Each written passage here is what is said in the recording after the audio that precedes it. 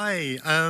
Yeah, I'm really honoured to have been invited to Dublin to speak at this year's Children's Books Ireland Conference on the theme of character building, which I think is such an interesting topic from both like an artistic as well as a social, emotional perspective. In terms of like the process of crafting characters through words and pictures, but also how those characters sort of resonate with readers and accompany them in their own lives. So yeah, I'm really looking forward to chatting more about both of those things today. I've tried to put this talk together. I can go onto my slides. Why didn't I do that? There we go. Character building. I've tried to put this talk together in a way which I kind of hope touches on aspects of character building from visual development through to writing techniques that I find helpful, inspiration and like critical theory, as well as some examples from my own work, my own books. But please, if you do have any questions, I'm going to try and leave plenty of time at the end to answer them. So make a note of them, especially if they're things that I have missed in the talk itself. So first, I thought I would just do a very brief introduction, also for the purposes of audio description. So my name is Harry Woodgate. I am a white, non-binary author and illustrator. I have sort of shoulder-length brown hair. I wear glasses. My pronouns are they, them, and up on the screen are some of my books. So some of these I have written and illustrated, like Grandad's Camper, where is it? Grandad's Pride up at the top, and Timid. And some of them I've illustrated for other authors, like How to Spaghettify Your Dog, which is written by Heba Noor Khan. It's this brilliant sort of introduction to the mind-bending world of physics for like 7+ readers. As well as the Super Sunny Murder Club, which is up there, which is a short story anthology featuring 13 diverse authors, including Elle McNichol, Benjamin Dean, and it's co-edited by Robin Stevens and Serena Patel. And I was very, very lucky to be able to illustrate each of those stories. And yeah, that was a really exciting project. And then next year, it's not shown up on the screen, but I have my debut middle grade series as an author and illustrator coming out with Usborne, which is called Cinnamon Crumb Baking Detective. And it's kind of like Bake Off meets Agatha Christie-esque mystery, just without the murder and with more cake. So yeah, that's very exciting, and I can't wait to talk more about that. But anyway, I've been incredibly fortunate to have been able to work on quite a wide range of things. But I think the common thread that continues to fascinate me and enthrall and motivate me about creating children's books in general is that they rarely hold space for cynicism or hopelessness or pretense.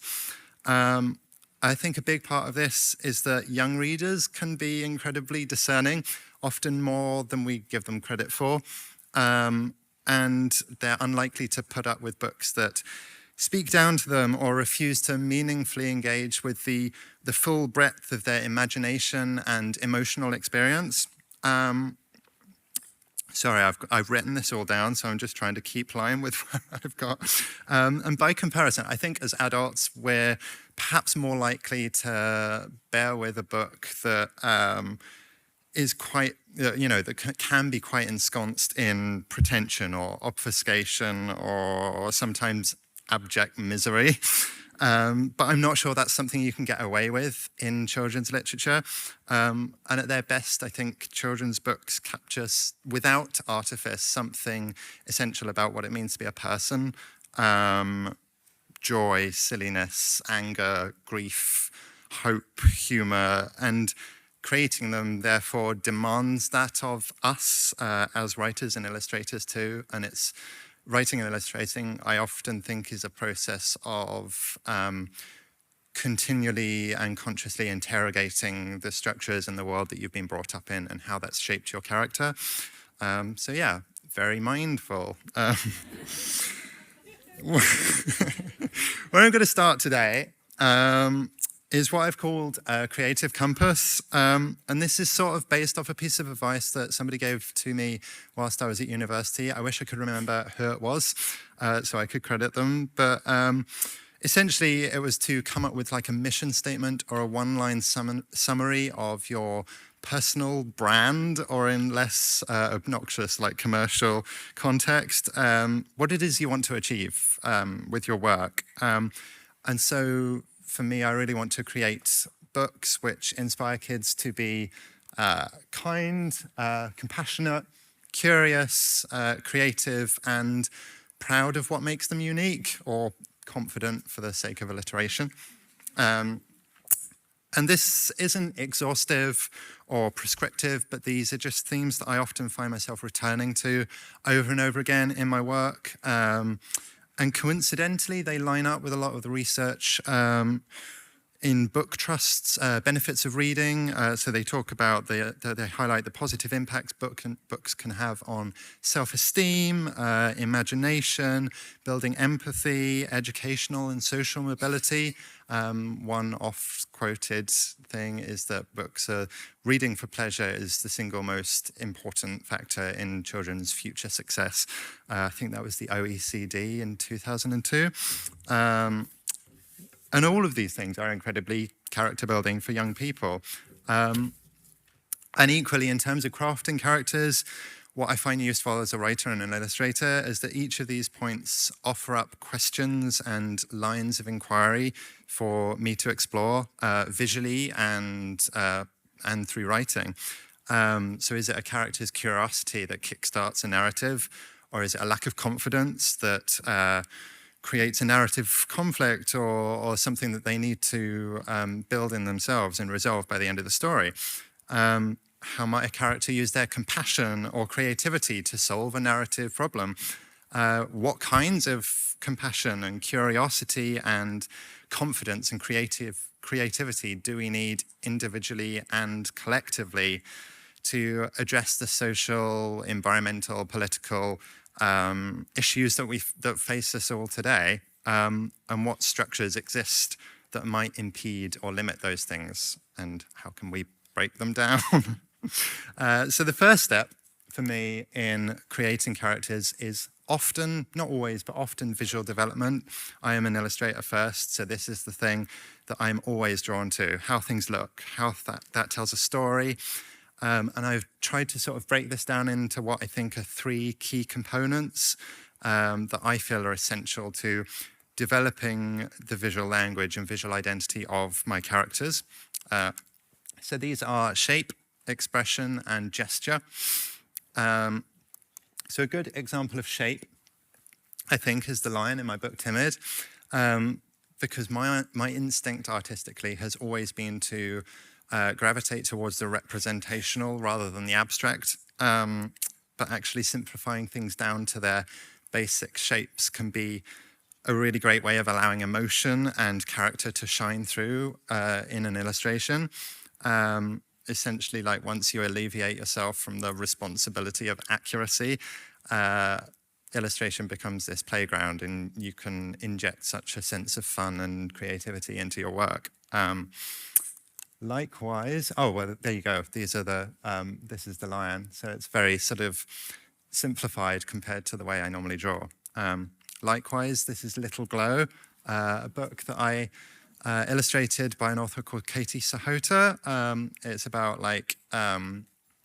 this little anthropomorphized candle flame looking out upon all of the neighbors in this diverse community and all of the celebrations of light that they have throughout the year. And obviously, because it's not a human character, which is something I'm going to get onto a bit later in this talk, shape and the shape of the candle flame was a really key thing in terms of signifying emotion, signposting their emotional state, and also varying facial expressions. So this is the second thing. So one thing I want to pick up here is how I illustrated Little Glow's eyes, and this might be really specific, but quite early on as an illustrator, I just kind of settled into drawing characters' eyes as dots rather than illustrating like the entire eyeball, so to speak. But in this case, I diverged from that because having that key line allows for a great deal more variation in terms of expression and characterization. You can see the direction that Little Glow is looking. You can, vary the shape of the eye to make him look sad or hopeful or serene in that third one, or scared. So those are the very sort of minute illustration kind of decisions that you sometimes find yourself having to make, which can actually have such a big impact on character. On the other end of the spectrum, these are some sketches from The Happy Prince. So I did an adaptation of Oscar Wilde's classic story. And in this case, the Happy Prince is a statue, so he literally cannot move, cannot change his expression. So my job here was trying to condense all of the feelings he experiences throughout the entire course of the story into one face. Hopeful, regretful, appreciative, sad, tender, crying behind the smile. And there is a genuine thing, actually, that illustrators can kind of suffer from, which is called same face syndrome, where every single character has the same face. And once you start looking at illustrators, you'd see the commonalities between all of their characters sometimes, and it's something I always try to avoid. And what I often find myself doing, even in public, is practicing the expressions of the characters I'm drawing as I'm drawing them, which must look really weird to people in the coffee shop as I'm sat there scribbling and gurning at my sketchbook. In fact, this is a sneak peek. So these are some of the character boards that I created for Cinnamon Crumb. Osborne don't know that I'm showing this. This is Aunt Hassan, this is Amber. You can see that I just included these because I feel like it's a really good example of how I think on a page, and how I develop a character and think about all of the different situations they're going to be in and how they might react, how they show that on their face. But yes, to get onto the last point I wanted to make about visual development, that is gesture. And you kind of saw it a little bit on those character boards, but this is about how characters use their bodies, right? So how can we reflect that not only in the illustrations, but also in the process of illustrating? How am I using my body to draw? And often, for example, very young children, especially when they're pre-verbal, express the way they're feeling all the way down to their fingertips. They use their entire bodies. They embody their emotions, and then as you grow up, that a vast sort of gestural language can get packaged down into words, and the modes of communication that we get taught as we grow up. And the way you hold yourself changes. So when I'm illustrating, I'm always trying to think about how a character moves. Where are the points of tension, of softness, of joy or worry or sadness, and how can I reflect that in the way that they are in the world? To exemplify this, I feel like these are some really good examples. So this was from the original dummy book that I made of Grandad's Camper when I was at university. This is from the published edition of Grandad's Camper a couple of years later. And then this is from Grandad's Pride. And hopefully you can see the progression in terms of understanding that sense of physicality, and how gesture is so integral to building a character. And it's important, I think, as well for kids to be able to see that and to be able to see those expressions and be able to model them, because it's such an important part of learning how to communicate and express yourself in the world. So moving on, I wanted to touch on a couple of things which I often use as reference points for building characters in terms of writing. So the first of these is thinking about my character's wants and needs. Are those in alignment or are they in conflict? Do they change over the course of the narrative? To what lengths might a character go to secure what they want or what they need? And often those things can be very big drivers for story and for plot. I often find that like I'm beginning with character and the plot expands from that point. The second is this idea of character foils, or the way in which characters complement or contrast one another. And this is particularly important, I think, when you're building like ensemble casts. So it's something I've been thinking about a lot, writing middle grade, because you have a much larger array of characters often. And in any story, you want each character to be fully rounded and three-dimensional. And one surefire way of not achieving that is by consistently setting up like imbalanced character relationships. So if all your characters have very similar flaws or very similar desires, none of them are able to bring an alternative perspective to your narrative or push each other to grow or react in unexpected ways. To apply a more visual analogy, I kind of think about this because I'm an illustrator in terms of like color theory. So for example, in Timid, you have Timmy, who is outwardly very shy, but has a very vibrant inner world and imagination. And Nia, who is outwardly a lot more confident, but perhaps has a lot more inner hidden anxieties and worries. Complementary colors, complementary personalities, pastel green, pastel pink. And in actual fact, to return a little bit to the illustrative side of things, color as well can be such a powerful means of like building character and conveying emotion, atmosphere, and so on. And I like the suggestion that the lion as well has this multicolored mane, and perhaps that's representative of Timmy's imagination and the fact that, yes, although they are very worrisome and anxious, they can be confident. They have a confidence somewhere inside. Another thing that is, this is the one, another thing that is also always a consideration for me when I'm creating characters is human or animal, and whether they should be one or the other or some other anthropomorphized object. Sorry, I popped the microphone. And I have quite strong feelings about this point, which are primarily informed by the knowledge that historically, there have been far more children's books with talking squirrels or dogs or frogs or literal purple people rather than LGBTQ plus people or people of color or disabled or neurodivergent people. And not only that, right? The CLP Power of Reading for the early years states that children are more engaged by high-quality texts with strong human themes, especially those in which they see themselves reflected in the characters or the story worlds. And there's research as well from, I think it's the University of Toronto, that suggests kids are more likely to learn character lessons and model behavior, positive behavior, after reading books with human characters rather than books with anthropomorphized ones. None of which is to say that we should stop writing or illustrating non-human protagonists altogether, because there are plenty of brilliant books that feature them and do so in a way that tackles environmental themes or animal welfare, or do so just because it's fun and cute and humorous or whatever.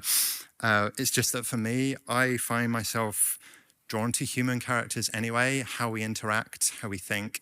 And I'm wary of those instances in which anthropomorphism is used perhaps as a shorthand for a very generalized impression of diversity, when featuring kids from different backgrounds and lived experiences would allow for a lot more nuance, specificity, and significance.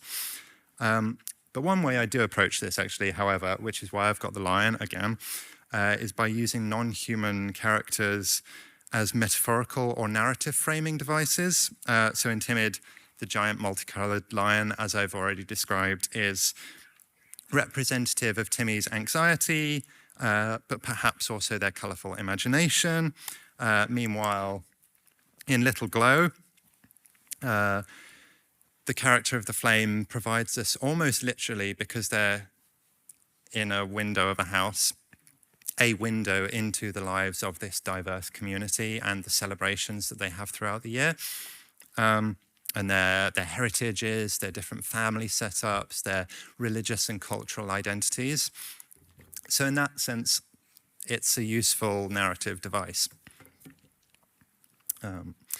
Another project where I and my editor made the decision to switch from an animal to a human character was The Happy Prince.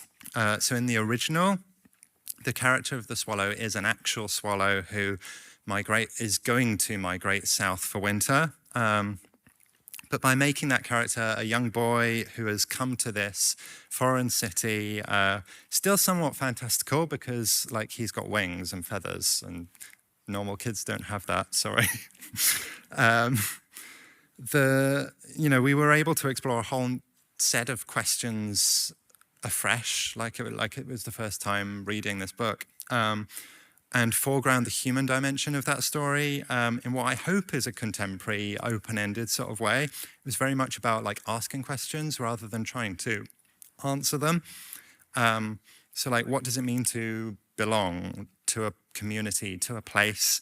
How do wealth and class and geographical divides affect that experience? And how do we advocate for those who are overlooked by systems of power? And the fact that there are already so many reinventions of that story, which both stay true and diverge entirely from the original, kind of helped because that allowed space for me to interpret the characters in my own way, and for people who don't like it to just, I don't know, like revert back to the one that Oscar Wilde wrote in the first place. All of which I think feeds quite neatly. Oh, there you go, some statues being taken down and thrown onto a big heap. All of which I think feeds neatly into a framework which I'm sure is going to be familiar for a lot of people, which has also been a formulative part of my, I suppose, philosophy around like writing and illustrating for young people, and that's this idea of mirrors, windows, sliding doors, which was first suggested by Professor Rudine Sims Bishop, particularly in terms of historically like racialized, or what's the term? I've got it down here somewhere. Racially minoritized identities.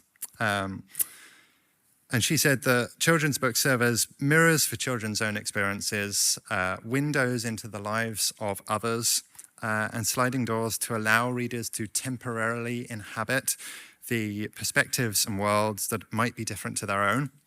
And although that phrase was originally coined in terms of different racial identities and heritage, it's equally applicable to any other kind of protected characteristic. And they're all like things that I hope to achieve with the characters that I create. And I thought one good example of this, which sort of shows how this doesn't necessarily need to be within one singular narrative, are these illustrations from my first baking book, which was written by Great British Bake Off winner David Atherton. And with this, it was such a joy to just be able to illustrate a wide range of characters having fun, baking delicious things, where the specifics of their identities have absolutely no bearing on anything, except to signify to young readers that this book and this activity is for you, exactly as you are. And I think that kind of message can have such a remarkable impact on kids' self-esteem and social and emotional development. And in a similar vein, I suppose perhaps in a little bit more depth, my debut picture book, Grandad's Camper, developed partly out of my university research into LGBTQ+ representation in illustrated children's literature, as well as like surrounding reading on queer theory, visual literacy, early years development. I was looking at a variety of features of existing LGBTQ+ books, including the specific identities and demographics of LGBTQ+ characters, as well as the plot lines of those stories and how those characters were represented in the illustrations. Two of the things that stood out for me at the time, and this was in 2018, I think, that I was doing the research, were a lack of incidental representation, so stories in which a character's identity is not the central narrative conflict, especially around the experience of coming out, which seems to be a recurring theme in the books that I researched. And secondly, a lack of representation of older members of the LGBTQ plus community. So perhaps that generation that had to deal with the AIDS crisis, for example, or the early end of Section 28. And yeah, both of those findings informed the characters of Grandad and Gramps, because I really wanted to try and widen the remit of what an LGBTQ plus children's story could be, to present a vision of queer life that was unshackled from that scaffolding of suffering, and actually is just entirely familiar and unusual, even mundane, and fantastically beautiful for it. And really, more than being about LGBTQ plus identity, it's about the bond between Grandad and his granddaughter Millie. Because when you're very young, like spending time with your grandparents and listening to the stories they've got to share can be such a salient, joyful, precious experience, and not one that's afforded to everyone, sadly. And I wanted to celebrate that bone-deep fulfillment and companionship that those moments can provide, whilst also kind of exploring what it means to honor and celebrate family members whilst they're still with you, but also after they've moved on. And since the book was published, I only found this out recently, but I occasionally come across new articles and research in which the book is cited.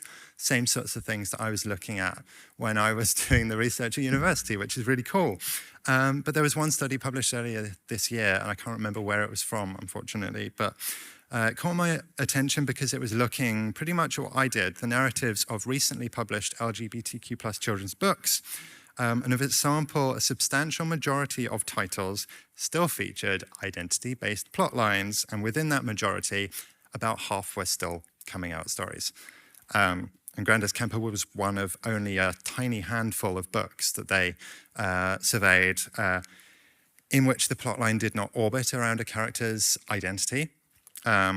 So it's disheartening that the same deficits that I identified 6 years ago still persist today, but I'm grateful because it reaffirms the need for a broader array of LGBTQ plus stories with characters and characterizations that challenge stereotypes and introduce kids to a much more holistic, honest, varied impression of what LGBTQ people's lives actually are. And the final thing that I want to talk about today very much leads on from this, to be honest, and also from what I said at the beginning about how I feel like kids' books just don't have much space for cynicism and hopelessness, and it's this idea of critical hope. And I think this was first introduced to me quite recently, actually. I did an event at Edinburgh Book Festival with Dr. Melanie Ramdarshan-Bold, who is a brilliant researcher of children's books at the University of Glasgow.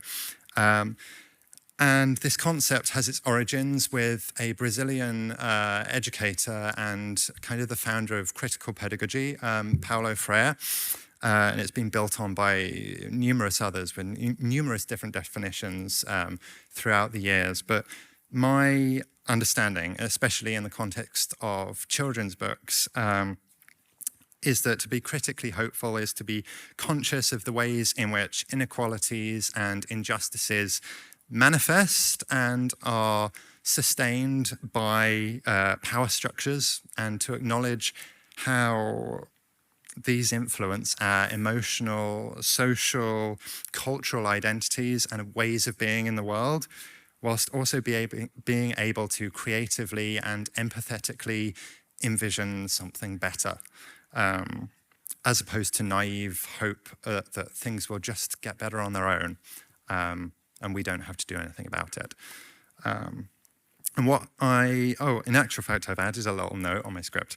I was reading a book called Bitter by Akwaeke Emetse. I hope I've got the pronunciation right, on my flight over to Dublin yesterday. And they are one of my favorite authors. And in a character states that hope is a discipline, which I think is a wonderful framing and one that is eminently accessible for young people to apply in their own lives. And what I believe makes critical hope as a concept particularly powerful as a framework for building characters and stories for young people is that it centers on praxis. For a character to embody critical hope, they can't be a passive observer. They need to take action in a tangible, material way, even if that's very, very small.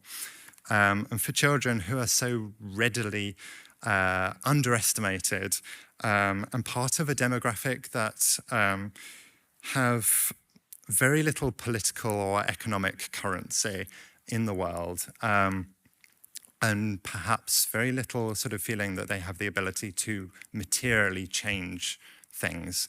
That vision of agency and autonomy can be incredibly appealing and empowering, I think.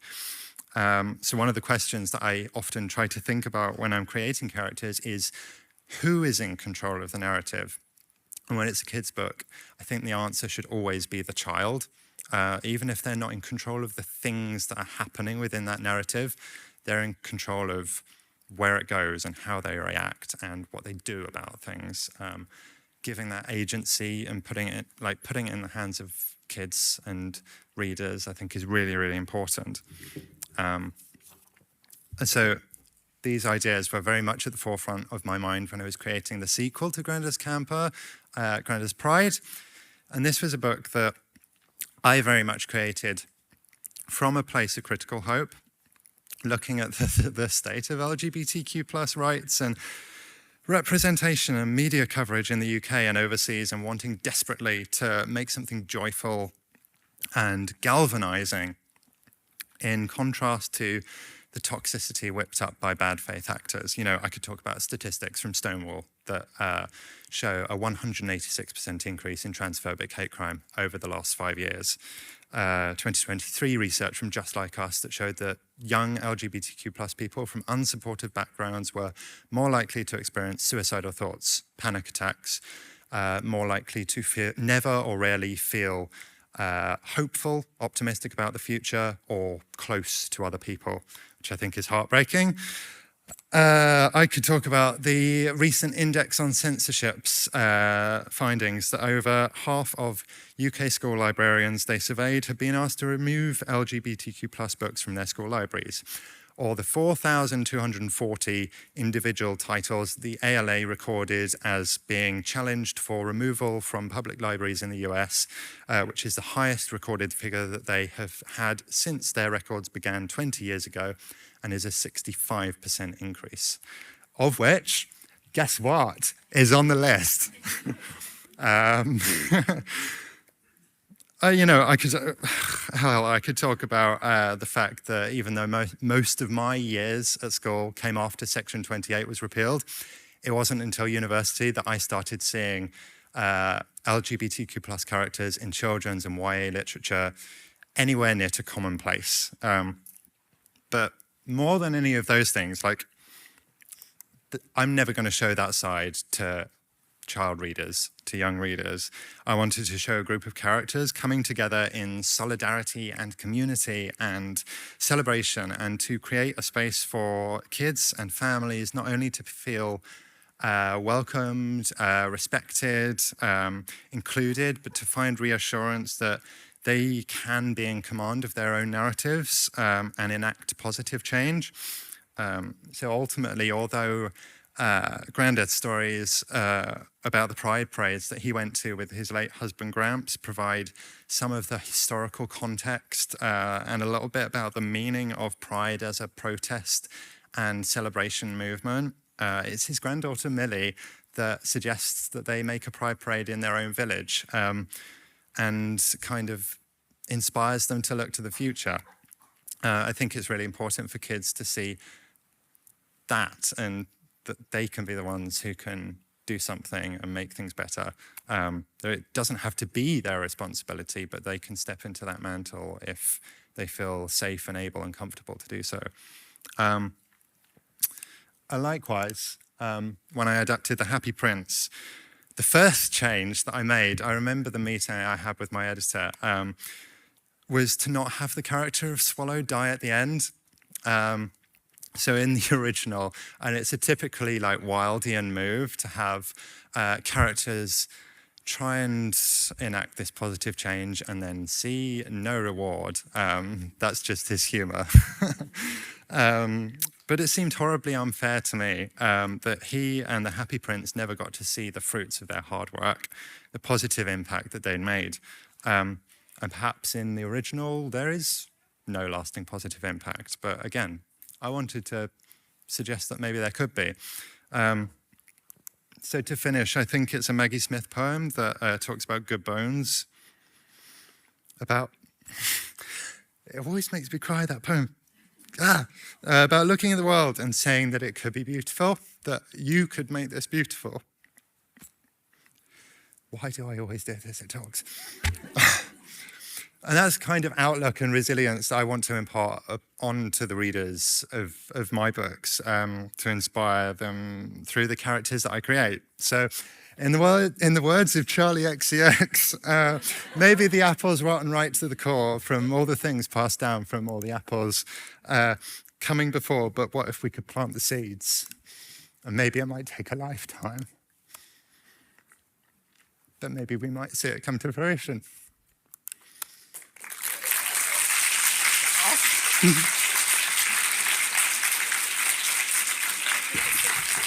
Yeah.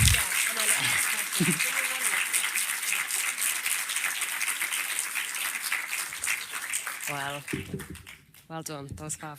Harry's going to take a well-earned seat now, and we have some questions. I'm going to run through the questions we've gotten through on Slido, and Elena has a mic for any questions in the room. So first question, your characters all seem to have a very genuine quality to them and are all full of life.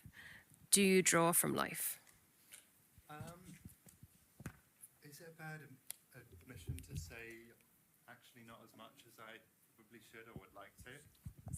Oh yes, gosh, I haven't got a little Madonna mic. There we go. Okay. Yes, you can hear me now. Yeah, I don't as much as I should. I think... Actually, no, do you know what? It's something that I really enjoyed, and especially at university as well, doing like life drawing and observational drawing. I think it's a brilliant way to like fast track your understanding of people, how they interact and how they move. But like with illustration deadlines, it makes things difficult. Yeah, so in an ideal world. Yeah, definitely. Any questions in the room?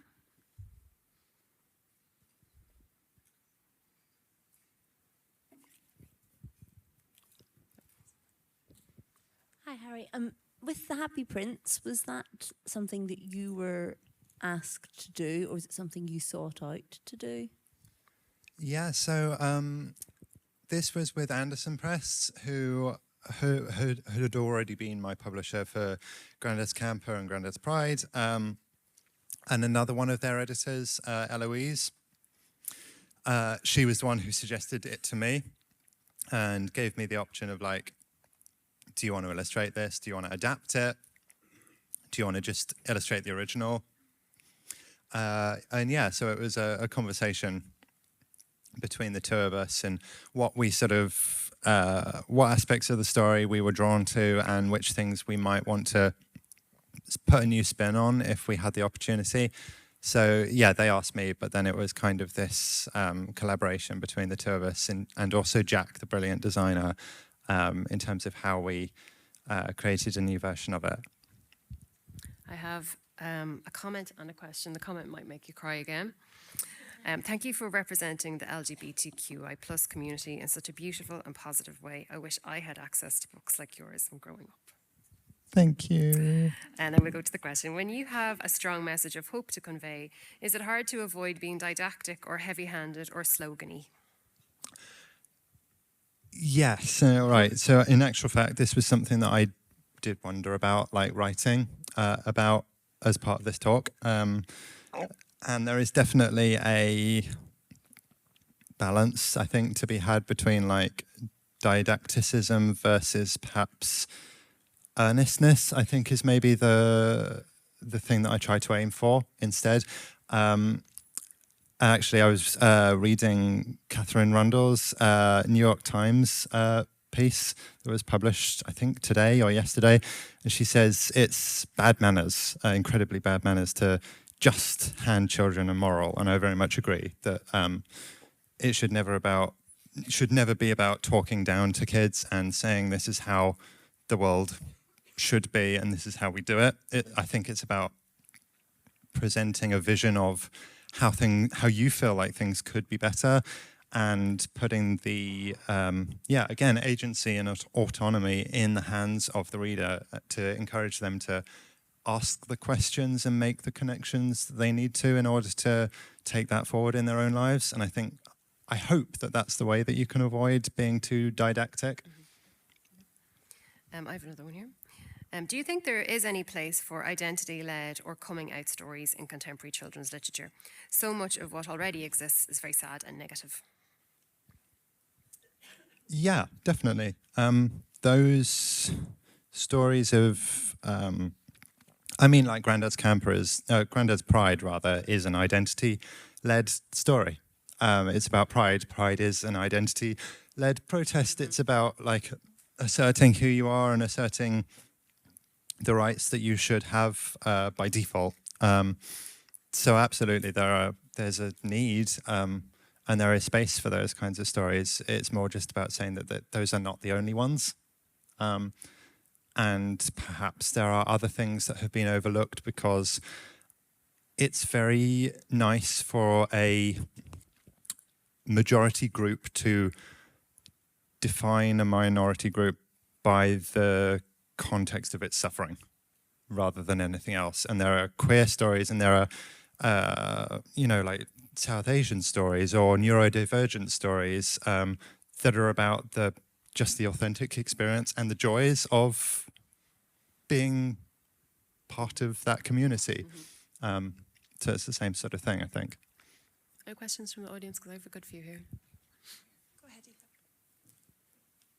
Will I do one then? Yeah, I'll do one and then we'll get the mic lined up. Someone says, thank you so much for this. What was the first book you felt some part of yourself represented in the story? And did it influence any of your own work? Oh my goodness, this is a really difficult question because I'm so bad at remembering books from when I was a kid. And also, right, the thing is that I don't know that they were necessarily all again, issues-based books. Being an illustrator is a massive part of my identity. I feel like I don't feel like a person unless I have drawn in the last couple of days. And so just consuming books that were heavily illustrated was affirming in that sense. But yeah, there were definitely, in fact, there's a book which I illustrated the cover of. It was on the Critical Hope slide, called Jamie, written by my friend L.D. Lipinski. And when they sent me the draft of it, before that I'd got fully asked to do the cover, I read it, and guess what? I cried, because it was the first time that I'd ever seen a non-binary character just in a kid's book, just being who they are.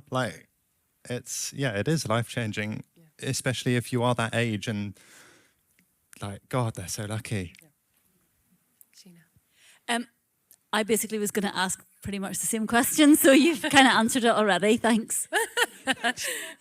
Okay, we've got one right here. Elena.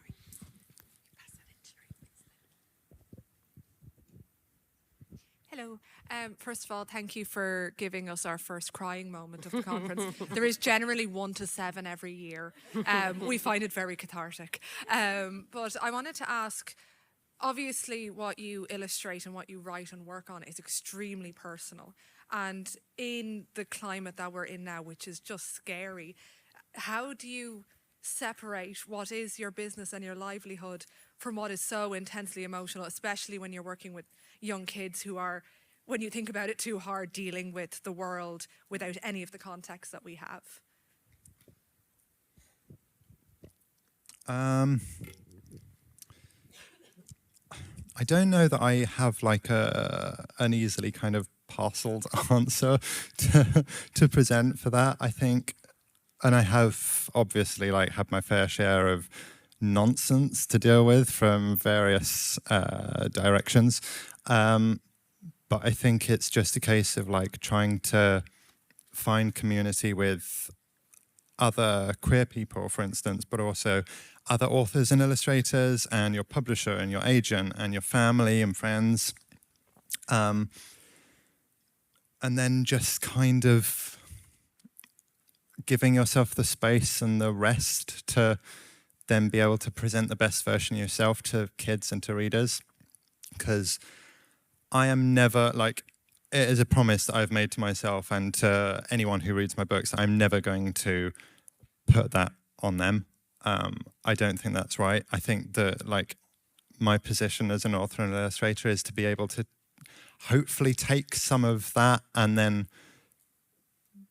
present something that kind of, you know, gives them a sense of relief or hope or joy, and kind of shelters them from it enough that they're able to like grow into themselves and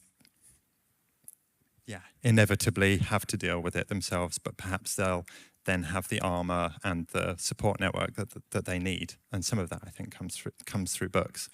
So I don't know if that sort of answers the question. Okay, we've run out of time. Thank you all so much for your fabulous questions. Thanks to everyone online as well. And a huge thank you to our speaker today, Harry Woodgate. Thank you.